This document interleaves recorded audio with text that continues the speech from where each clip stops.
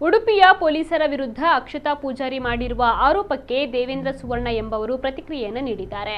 ಅಕ್ಷತಾ ಪೂಜಾರಿ ಮಾಡಿರುವ ಆರೋಪ ಸಂಪೂರ್ಣವಾಗಿ ಸುಳ್ಳು. ಅವರ ಮನೆಯೊಳಗೆ ಹೋಗಿಲ್ಲ, ಯಾರ ಕೈಯನ್ನು ಎಳೆದಿಲ್ಲ. ನಾನಾಗಲಿ ಪೊಲೀಸರಾಗಲಿ ಅವಾಚ್ಯ ಶಬ್ದಗಳಿಂದ ಅವರನ್ನ ನಿಂದಿಸಿಲ್ಲ ಅಥವಾ ದುರ್ವರ್ತನೆಯನ್ನ ತೋರಿಲ್ಲ ಎಂದು ದೇವೇಂದ್ರ ಸುವರ್ಣ ಅವರು ಸುದ್ದಿಗೋಷ್ಠಿಯಲ್ಲಿ ಸ್ಪಷ್ಟಪಡಿಸಿದ್ದಾರೆ. 11 ವರ್ಷಗಳ ಹಿಂದಿನ ಅಪಘಾತ ಪ್ರಕರಣಕ್ಕೆ ಸಂಬಂಧಿಸಿದಂತೆ ನ್ಯಾಯಾಲಯ ಪರಿಹಾರ ನೀಡಬೇಕೆಂದು ಆದೇಶ ಮಾಡಿದೆ. ಅದರಂತೆ ಆಶಿಕ್ ಎಂಬ ವ್ಯಕ್ತಿ ಅರೆಸ್ಟ್ ಆರ್ಡರ್ ಕೂಡ ಆಗಿತ್ತು. ಆದರೆ ಆರೋಪಿ ಪದೇ ಪದೇ ತಲೆಮರೆಸಿಕೊಳ್ತಾ ಇದ್ದು, ಈ ಹಿನ್ನೆಲೆಯಲ್ಲಿ ಮೊಬೈಲ್ ಲೊಕೇಶನ್ ಆಧಾರದಲ್ಲಿ ಪೊಲೀಸರು ಆರೋಪಿಯನ್ನು ಬಂಧಿಸಲು ಪ್ರಯತ್ನಿಸಿದ್ದಾರೆ.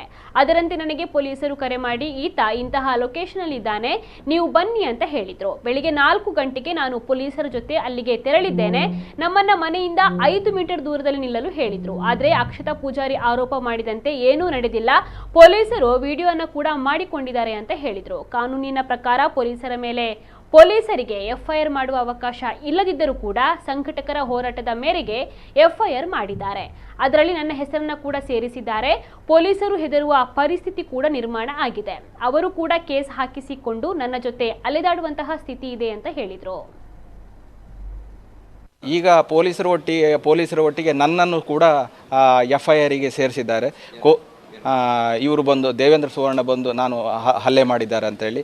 ಆದರೆ ಕೋರ್ಟ್ ಆದೇಶದ ಪ್ರಕಾರ ನಾನು ಕೂಡ ಅಲ್ಲಿ ಪೊಲೀಸರೊಟ್ಟಿಗೆ ಹೋಗ್ಬೇಕಂತೇಳಿ ಇದೆ. ನಾನು ಕೂಡ ಪೊಲೀಸರ ಕರೆ ಬಂದಿತ್ತು, ಅವ ಇಂಥ ಲೊಕೇಶನಲ್ಲಿ ಇದ್ದಾನೆ ಅಂತೇಳಿ. ಆದ ಕಾರಣ ನಾನು ಪೊಲೀಸರೊಟ್ಟಿಗೆ ತೆರಳಿದ್ದೆ. ಬಿಟ್ಟರೆ ಅವರು ಮಾಡ್ತಾ ಇರುವಂಥ ಆರೋಪಗಳು ಸಂಪೂರ್ಣ ಸುಳ್ಳು ಅಂತೇಳಿ ಮತ್ತೆ ಹೇಳ್ತಾ ಇದ್ದೇನೆ.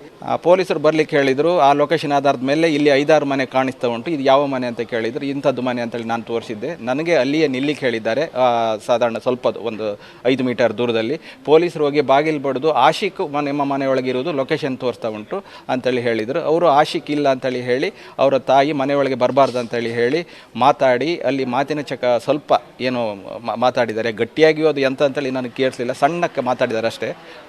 ಅಲ್ಲಿಂದ ನಾವು ವಾಪಸ್ ಬಂದಿದ್ದೇವೆ. ಬಿಟ್ಟರೆ ಮತ್ತೆ 2 ದಿವಸ ಬಿಟ್ಟು ಈ ಹುಡುಗಿ ಅಡ್ಮಿಟ್ ಆಗಿ ಏನೆಲ್ಲ ಮಾಡಿದ್ದಾರೆ. ಅದು ದುರುದ್ದೇಶಪೂರ್ವಕವಾಗಿ ಮಾಡಿದ್ದಂತ.